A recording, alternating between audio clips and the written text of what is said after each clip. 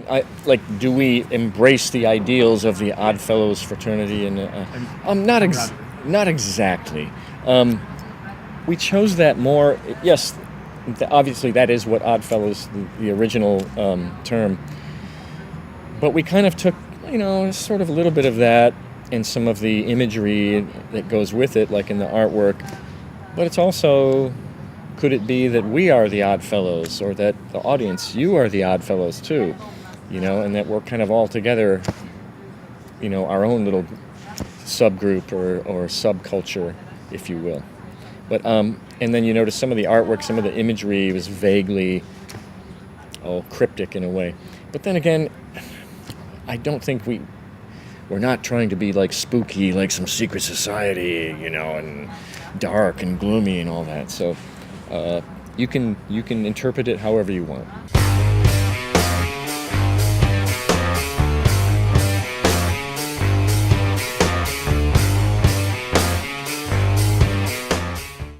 Well, that one has kind of a jazzy thing, and we've that and Rise Up, Dirty Waters also has a slight sort of jazzy feel. But we've always, if you go through all of our albums, there's always one or two sort of references to that style. So we didn't just fall into that from being in their studio.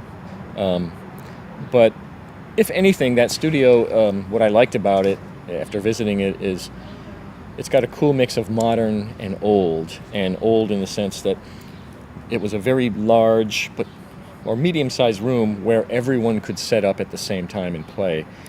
In fact, I played most of the basic tracks without headphones.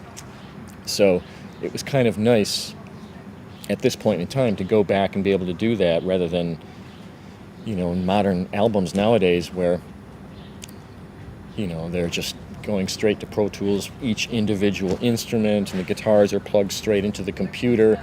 They never even play in real time together. It's like, it's still a rock band, and to me, rock has to have a certain amount of organic material or organic feel to it in order to be real, frankly.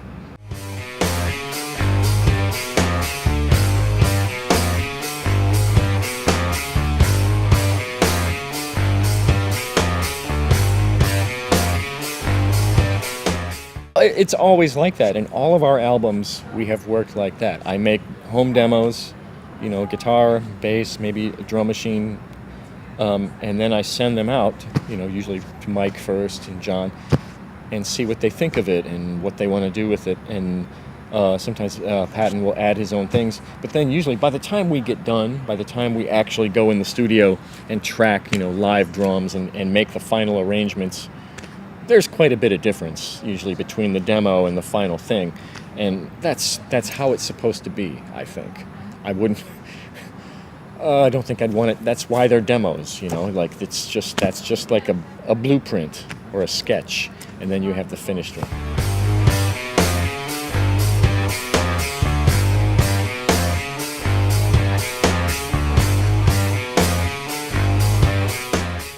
I don't notice that. That never crossed my mind. It really didn't.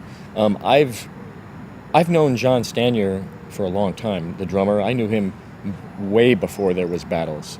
So to me, his playing and his feel is pretty well imprinted in my brain apart from that. And, I've known Mike since probably the 99, 2000. Trevor I met around the same time. So I obviously I'm familiar with what they all do, and they're familiar with me, but when we get together and do Tomahawk, it is a rock band, and this is where we come to rock out and do our thing. So you're always going to have people's individual thing kind of filter through, but that's nice. Ultimately, it has to suit the song. It has to be what's right for that particular song.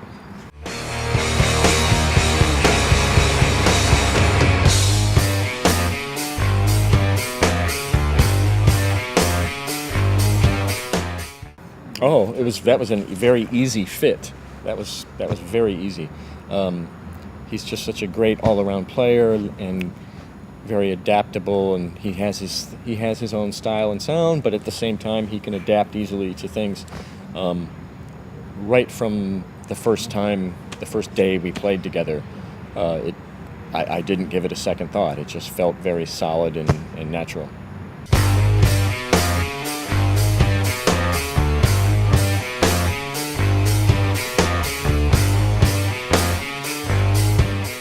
I think Patton and I both did some bass, and I actually played a little bass here and there on the other albums too, a little bit, back when Kevin Rutmanis was the bass player. Shh, some of that on the album is me. Me!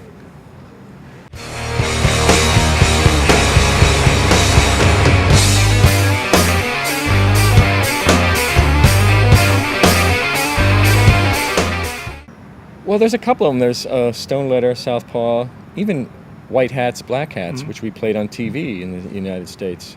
Well, yeah, I don't think there's anything wrong, and the band, we don't think there's anything wrong with being accessible as long as that's what you like too, and if that's what you want to play and that's what you want to hear. As long, some people try really hard to be accessible just to be popular. And they do things they don't like or they don't want to hear, and they try really hard, and they hire extra people to tweak the song for them. And we're not going to do that.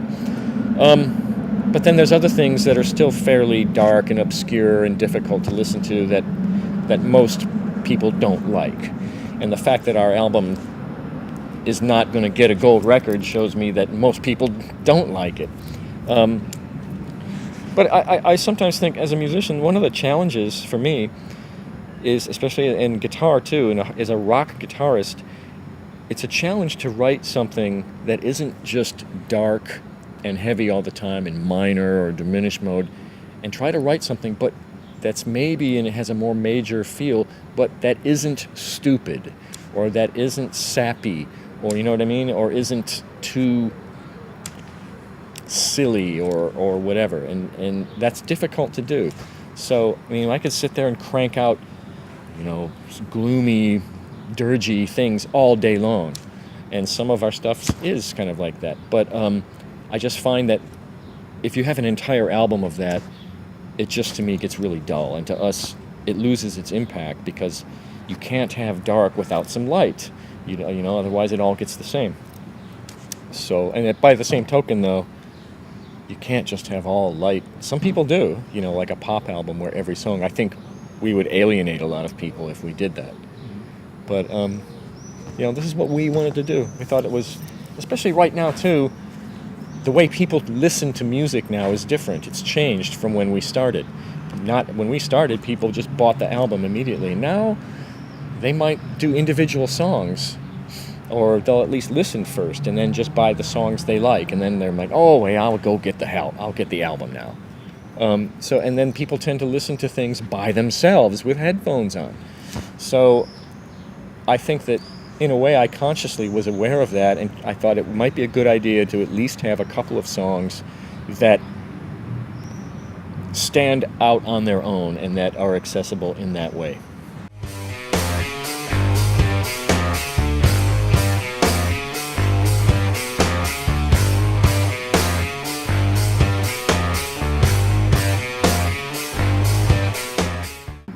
Not quite as much. That's just how it is. Mike is a much bigger star or personality, celebrity, whatever you want to call it, than the rest of us.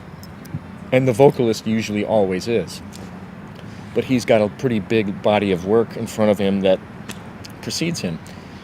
Well, I don't mind. Honestly, it doesn't upset me. And there's a couple of reasons. To me, anything that brings people in at this point is fine. I'm not in it just to make sure my name gets out there.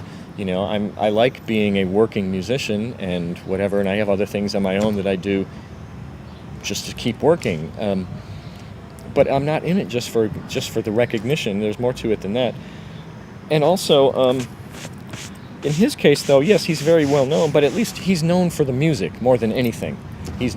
Chances are, if you know who Mike Patton is, it's because of the music. It's not because of the way he looks or the way he acts or who he's dating or who he hangs out with in Hollywood. You know what I mean? Usually when someone becomes a celebrity, it's for all the wrong reasons, I think. And so I mean, there's still some of that with him. There's still a certain cult of personality there. But, you know, typically if you know who he is, it's through the music. So, and that's fine.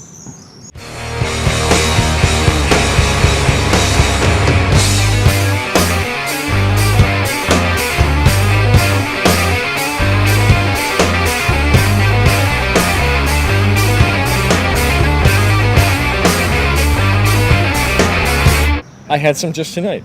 We had some pierogis. We had all different kinds. Yeah. So I finally get to have the real thing.